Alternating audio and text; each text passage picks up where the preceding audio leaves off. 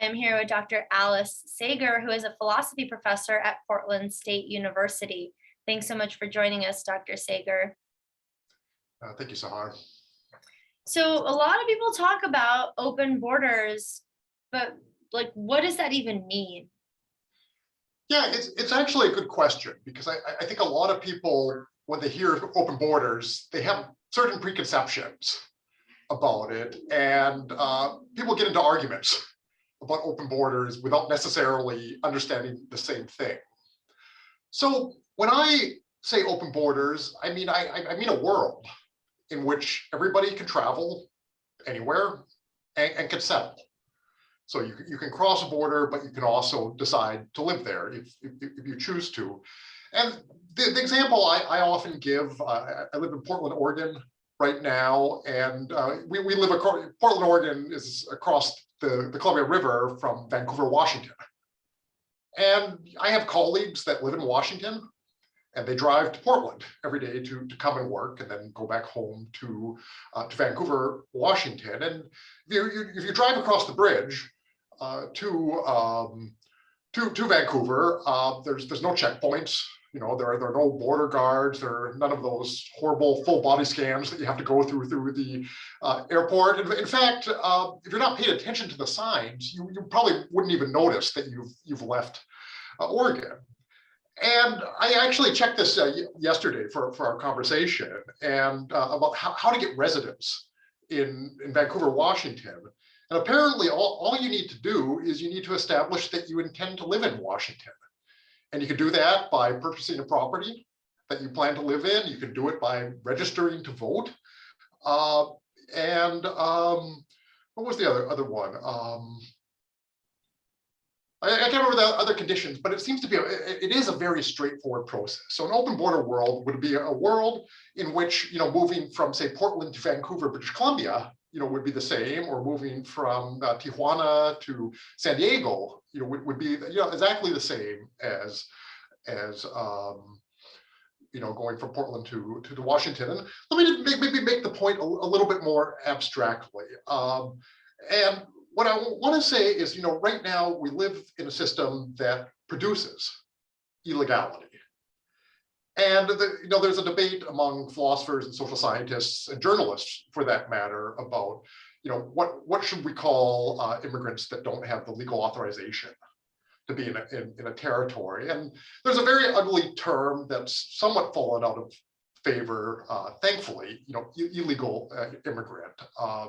So it's an ugly term, and a lot of people want to stay away from that. Some people have said undocumented immigrants, but then people have come back and pointed out that actually undocumented immigrants might have all sorts of documents, so that's not quite accurate.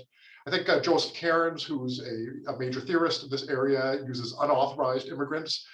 But I like the term illegalized immigrant. Oh yeah, you put up a legal alien there. That's even worse than a legal immigrant. But anyway, let me just go back to what I was saying. I like the term illegalized immigrant, because that draws attention to the system is producing illegality. So it's a policy choice. It's a decision that states have made to assign status to certain people. And in an open borders world, there would be no illegalized immigrants because we wouldn't have processes that produce that. Well, let me just say just a couple other things, for clarification, because I do think it's important that we understand, or at least I make clear what I mean by open borders. So one thing I think is important is that having open borders doesn't mean that there's no regulation of movement. Freedom of movement, it's a fundamental right. And I think in some ways it's one of the more fundamental rights, because so many other rights depend on being able to move. But it's not absolute. And we restrict people's freedom of movement all the time, within states. And I think sometimes that's problematic. I think sometimes we're too quick to do that. But certainly there's some cases that are justified. In an open border world, there would be restrictions on movement. The difference is they would have to be justifiable to everybody, rather than imposed on certain people who don't get a say in the matter. So that's one thing. And then the other thing that I've often felt is being people confuse is if you say you support open borders, it doesn't mean that people will no longer be members of specific communities. I mean, that there's good reason to assign people to particular communities. Place matters. Where you live matters. What are the people that are in the government, immediately above you matters. So people need to be able to influence the politics of where they live, and we need to be able to establish or assign special obligations to particular groups. If I want to get the piping fixed in my neighborhood, we want to be able to say, well, these people are responsible for that. And so that's important. So in an open border world, everybody, people would be tied to particular communities, and everybody tied to the community would have the same rights. And I think this is actually quite different from what we have right now. Right now, we have a lot of people who are members of communities, including people that don't have legal authorization. In the United States, I don't remember the exact number, but the vast majority of legalized immigrants have been here for like 20 years. They're very much part of the community. They work, they have children, often they have mixed families with US citizen children.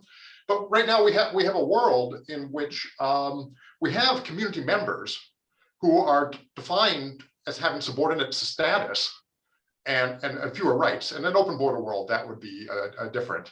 And I think what would happen is that membership would follow place. So, just as, if I were to leave Portland and move to Vancouver, Washington, I would lose my right to vote in Oregon. That would be the same if you move from country to country. There's some complications here in that, some people have transnational lives. And there's a very interesting literature on, voting rights from abroad, but I'll leave that aside. Let me just make another couple points. I realize I'm talking a lot here, but it's a great question.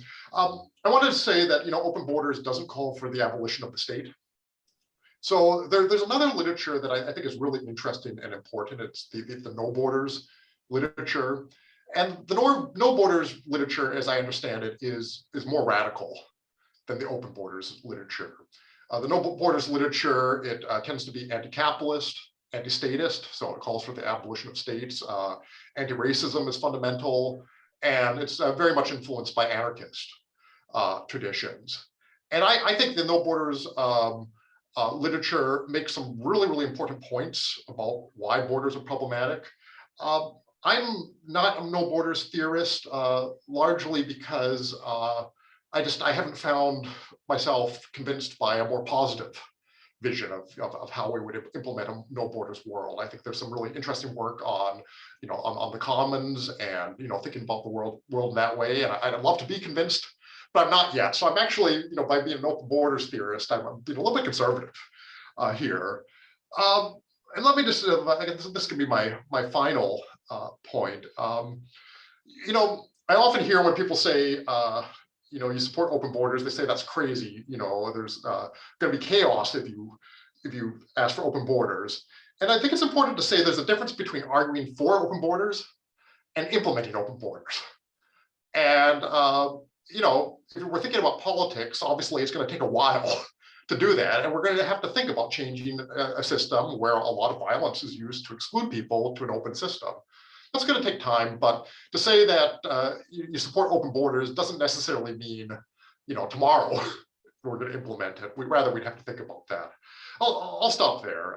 Well, you've said a ton, and in clarifying what you mean by open borders, I think you have said some things to clarify what might be a confused objection, but I want to ask a more direct question to support open borders. So I'm sure you have a bunch of reasons in favor of open borders. What do you think is the best reason to be pro open borders? I'm going to give you two. I'm afraid I have to give you two. There's a lot, and I've actually mentioned it in my book that I do think the arguments in favor of open borders are actually overdetermined. I think there's a lot of good reasons. But the two I find most compelling, the first one is a really, really basic one. Borders are violent, or the way that we enforce borders is violent. So every year, thousands of people die. They're trying to cross the Mediterranean into Europe. They're trying to cross, into the US through, the desert in Arizona. And immigration enforcement itself is violent. So if you've ever seen footage of immigrant raids, you see people in officers and, paramilitary gear, going into households and, dragging people away. I mean, that's violence. Immigrant detention, something really over the last 20, 25 years has skyrocketed. So tens of thousands of people are incarcerated for crossing a border. And this includes, by the way, asylum seekers. So often people will come legally, ask for asylum, and then they're put in detention while their case is adjudicated. And I just want to kind of stress how horrific that is. Imagine you're fleeing persecution, physical, sexual violence, just really horrific stuff, and you come seeking asylum, and the response is to put you in jail. And that's a reality around the world. And migration controls has been outsourced in all kinds of problematic ways, outsourced to other states. So a lot of the U.S. immigration control now takes place in Central America. That's where they've moved the border back, and people's human rights are not respected. In the European Union, a lot of it's been outsourced to Libya or to Turkey. Countries that don't have Libya in particular, that do not have a developed asylum process and have a lot of well-studied human rights abuses. So I think there's the physical violence. There's also the psychological violence. Is this your second reason? This is not saying, oh, I'm still on violence. I'm good. Okay. Sorry. And I just want to say that they did studies of dreamers, people who qualified under the DREAM Act, and just looked at the difference in their mental health when they had a temporary kind of precarious measure that allowed them to work and study and so on and so forth. And a lot of families, a lot of people live with that fear, that pressure all the time. And so what I wanted to say is I also think a lot of the violence is invisible. It's inflicted on immigrant communities of color. And we don't see it as much as we should in the media. And let me just say one more thing about the violence. I mean, I think this came out, with the Trump administration. People put the phrase, cruelty is the point. And it was with the Trump administration. And there was a lot of horrific kind of exceptional stuff. I mean, so Steve Miller, who was kind of the architect of a lot of that, is a white supremacist. I mean, there's no real doubt about that. But a lot of the same stuff is still happening with the Biden administration. And a lot of it, started with the Clinton administration, and it went up through the Obama administration. So there's a very kind of ugly, backdrop. That sounds like a very kind of basic point, maybe not particularly philosophical, but I think it's an important one. Let me just, sorry, one more thing. I keep going on, but I don't think that this violence is incidental. I don't think it's a coincidence. I don't think it's avoidable. I actually think it's built into the system itself. And it shouldn't be surprising, because immigration systems, they tend to be based on systems of racialized exclusion. We know the history of certainly in the US, but in many other places, this is the reality. And why would you expect it to be something else? So that's one argument. I have another argument that's a little bit more maybe philosophical, but I think it's an interesting one. Sorry, I have some notes here. And this one is based on a notion from sociology called categorical inequalities. And a categorical inequality, it's a way of classifying people, but it's a way of classifying people to establish hierarchies. And it's done, usually or often for the purpose of exploitation. And what I think happens, is that the category of immigrant itself subordinates people. By definition, immigrants are people who have fewer rights. And it's a category that puts people in situations of vulnerability. So what we see a lot of the most problematic immigration programs, like temporary worker programs. The worst of these programs are programs that bind immigrants to particular employers. And so the residence is based on keeping their employers happy. And not surprisingly, there's lots of cases of pretty terrible abuse, both in areas like in construction and agriculture. And then there's, of course, domestic labor, where sometimes immigrants are bound to a particular family, and live-in caretakers are in the home. And you notice the fact that legally their status is based on the relationship with their employer puts them in a situation of vulnerability where it's very hard to resist abuse. Illegalized immigrants, it's the same sort of thing. We have a large workforce, many sectors depend on people that don't have the legal status to be there, and naturally it's possible to treat them worse and pay them worse. But I would actually say that this is even true in the case of privileged immigrants. So take immigrants that have, say, an H-1B visa, in the United States. These are professional visas. The jobs tend to be fairly well paid. And you might think it's not as bad as, being a living caretaker with a family that's, doesn't treat you very well, but you're still in a subordinate position, and you're a position of vulnerability. You always have to think, my employer decides that they don't like me, it's not really that I'll lose my job, but you might lose your residence, and you might lose your family, because a lot of families are transnational, or a lot of people are people fall in love across borders, and borders don't seem to like that very much. So this bit about the categorical inequality is I think important, and I think it's also important to realize how the category of immigrant is racialized, and there's also dimensions of gender, and when these all kind of intersect, a category that I think is already problematic really becomes morally repugnant. And so in open borders position, we would abolish the category of immigrant, at least the legal category, because it in itself is problematic. Is there any example of, I guess, two countries side by side? Would they have to be side by side? I'm not sure. But are there real world examples where there are countries that have open borders?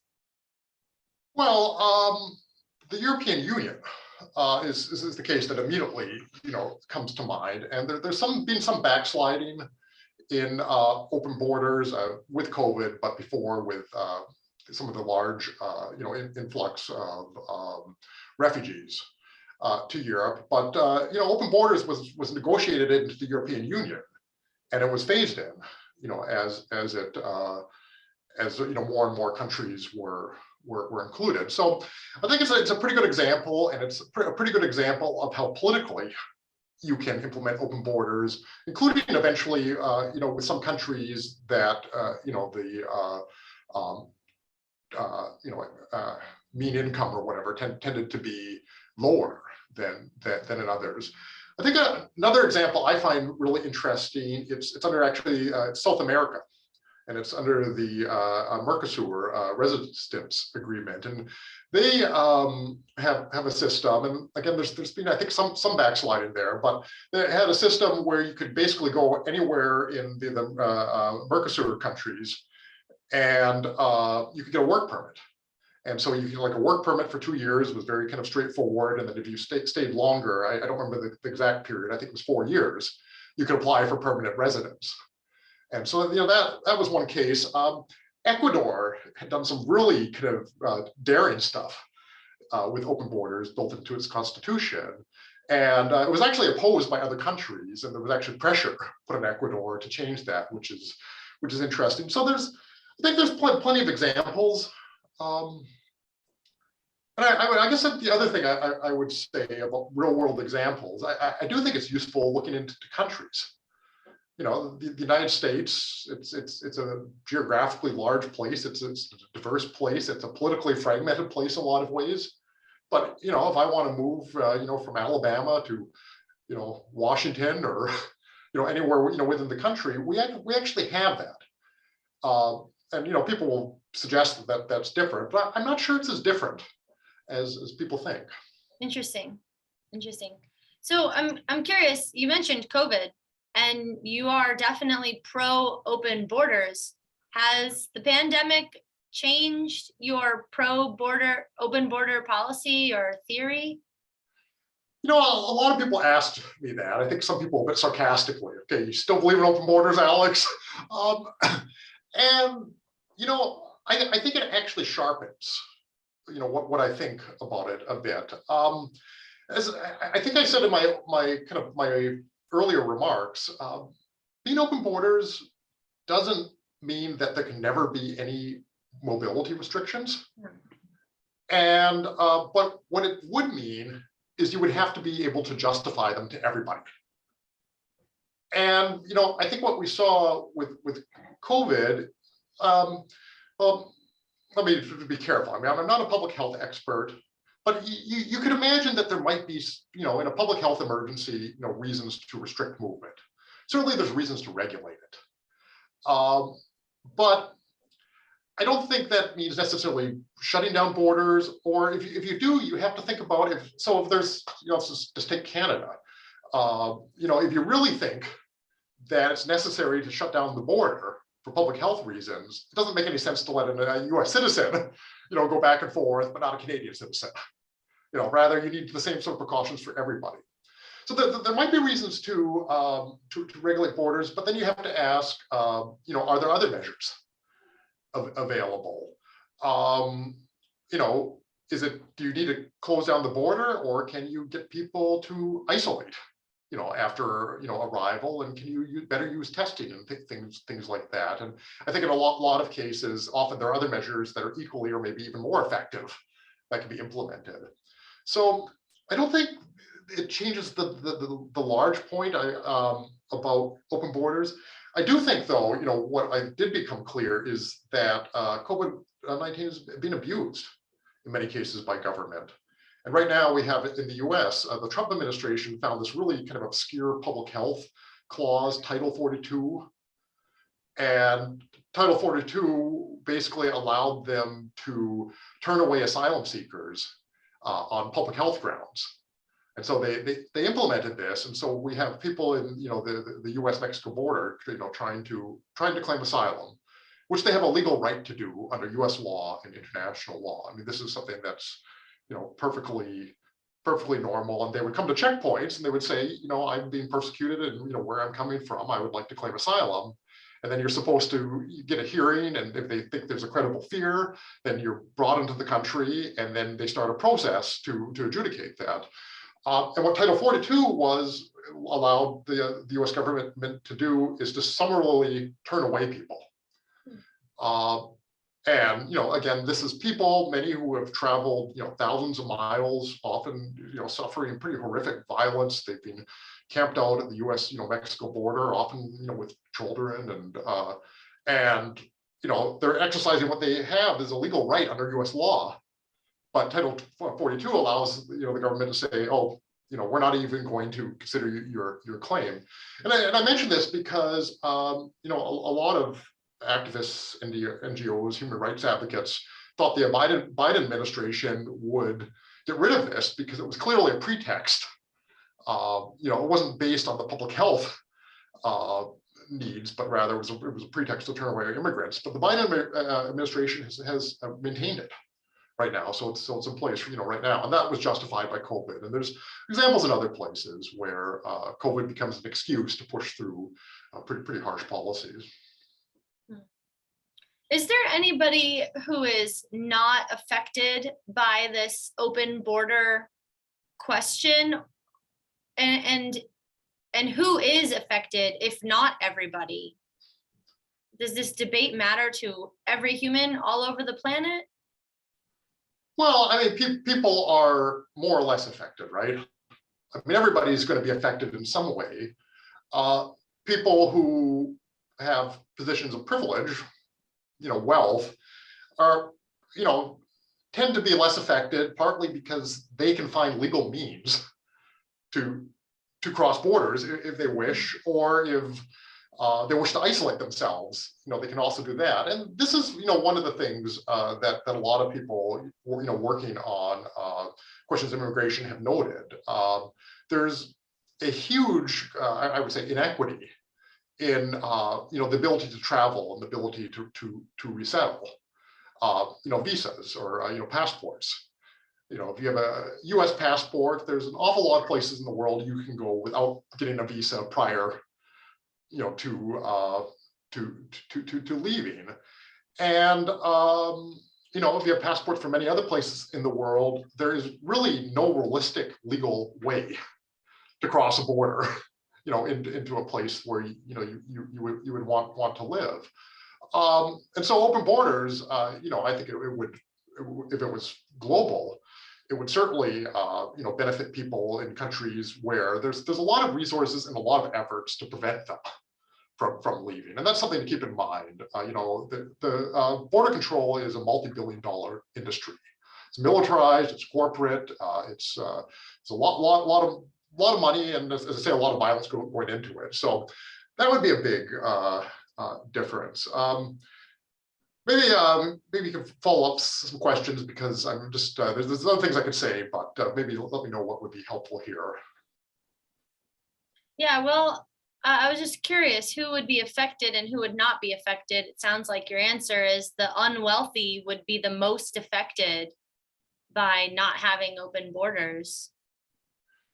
I think that would be true. I mean, people. So this tends to be, depends on what citizenship you have, but also within countries, countries where people tend not to be as wealthy. There's also vast disparities within countries. Mm-hmm. If you're part of a privileged elite, you could probably figure out a way to travel. You can negotiate these systems in ways, and so it's going to be tiered that way. I think some of the people who would most benefit, I mentioned asylum seekers. So, right now, again, we have people who are actively seeking asylum and being turned away. Again, I mentioned, we outsource, this to other countries. So, like a lot in the European Union, they talk sort of about Fortress Europe. So the European Union, has internally open borders, so you can go from Germany to France without any problem. But what they did is they made it very, very hard for people outside of Europe, at least for many countries, to get there. And one of the reasons is because of asylum law, and the fact that under the national law of these countries, it's like the U.S. If you are able to land on the territory, you can say, "Hey, I'm an asylum seeker. You need to consider my claim." And so what they've done is they've made it impossible to reach the territory. Mm. And they've used all kinds of interesting legal fictions where they say, if we intercept you, in the middle of, the Mediterranean, well, then it's not our responsibility. And there was some legal contestation of that. And then they thought, well, if Libya intercepts you in the middle of the Mediterranean Sea, well, then it's not our responsibility. And, this is a fiction, because Libya wouldn't intercept them if it wasn't, in cahoots with the European Union. So, I think asylum seekers would be one group that would enormously benefit. The other, group are refugees, people in camps or people in urban areas, without legal residence. And we have tens of thousands of refugees, people who are displaced outside of, their country of origin, that often end up in camps for like a decade or more. And because countries refuse to resettle large numbers of refugees, and they've refused to allow them to integrate locally, and they're not able to go home because a lot of the conflicts and situations in countries that they're fleeing from are not resolved, for a long time. We have just a huge number of people who are really, it's forced immobility. And that's one of the things the immigration system does. It forces people to stay put. And I think open borders, if it was implemented, then those people would have options. And that's one of the biggest injustices that I see there. And again, as I say, all of this is maintained with violence. And it's important to keep that in mind. It's often invisible, but it's still there, and you find it, the minute that you try to seek asylum, and then you run up against, the barriers that are placed. What do you think is the strongest reason against open borders? Yeah. That's a good question. As I mentioned, You probably have an objection to it, but what do you think is the strongest reason you've heard? Yeah, I think the strongest reasons are kind of public order reasons. I guess I would put kind of security in there, but I really worry about that because there's this tendency to stigmatize immigrants and pretend that they're somehow a security threat. But I do think there are certain situations, as I said, where it is permissible to regulate movement and maybe to close down a border. So situations of war, perhaps public health, if there's a real justification and it's going to be beneficial, maybe cases of environmental disaster. Immigration can be disruptive. And I don't want to shy away from this point. It's a real challenge. I think often the problem is we treat it as a threat, rather than a challenge. And, we spend, again, billions of dollars stopping people from coming. Just imagine you took those billions of dollars and you said, well, how can we help people, move? It would be a different mentality. But so I do think in cases where, it really becomes hard to maintain political institutions, you can regulate movement in some way. But I would just say the thing about those sorts of examples is it would be a temporary justification. I think people sometimes confuse this. You can take special measures in a government temporarily while an exceptional situation is in place, but then you have to turn the clock back and you have to get rid of the exceptional measures because they're no longer justified. I think what we've done is we've kind of constructed this kind of imaginary permanent crisis of migration, and then we treat everyday cases as a crisis. Let me say just one other objection that I think we should take seriously, but I do think there is a response to. So, there are concerns about the effects of immigration to vulnerable groups already present, in countries. And I think we need to be careful about some of these objections. I think some of them come from groups that aren't really interested in protecting the rights of vulnerable communities. Rather, they're find it convenient to kind of posture as progressives to push through their anti-immigrant stance. So you get organizations. Some of the John Tanton was a prominent white supremacist who funded organizations like the Center for Immigration Studies and Numbers USA. You see the Center for Immigration. I mentioned the Center for Immigration Studies because you often see it in the mainstream media, and they've gotten pretty good to pretend to be sort of a legitimate think tank, but they're actually an anti-immigrant organization, and you've scratched the surface, it's pretty clear. But sometimes they kind of posture as being like progressives in different ways and saying, for example, there's some of the economic literature that suggests that immigration can contribute to lowering the wages of people who haven't graduated from high school. And this is actually more controversial in economics than one might think, and there's debates about if this actually takes place under what conditions, and is it as much as, or how much is it? I think that these sorts of objections, it's worth thinking about. I mean, immigration, again, it does pose challenges, and when communities don't think about how you support immigrants and you support communities, it can lead to difficulties. My thought with the economic example is, is this really an argument about immigration? So let's say it's true. Let's say that if there's an influx of immigrants into a region, then wages are going to drop for people who do the same types of work. That's not a crazy thing to believe. But then you have to ask, what are the different policy measures you have available? And some people move very, very quickly. They go, oh, we got to restrict immigration. Well, that's one possibility, but why don't we talk about I don't know, redistributive policies? Why don't we talk about supporting labor unions? Why don't we talk about education programs that can support people who haven't graduated from high school? So there's all these other possibilities. And I think a lot of the debates about immigration immediately go from, here's a challenge that immigration poses, and therefore we got to restrict immigration. Well, you can't do it that quickly. And I think that's often, the step that people are missing.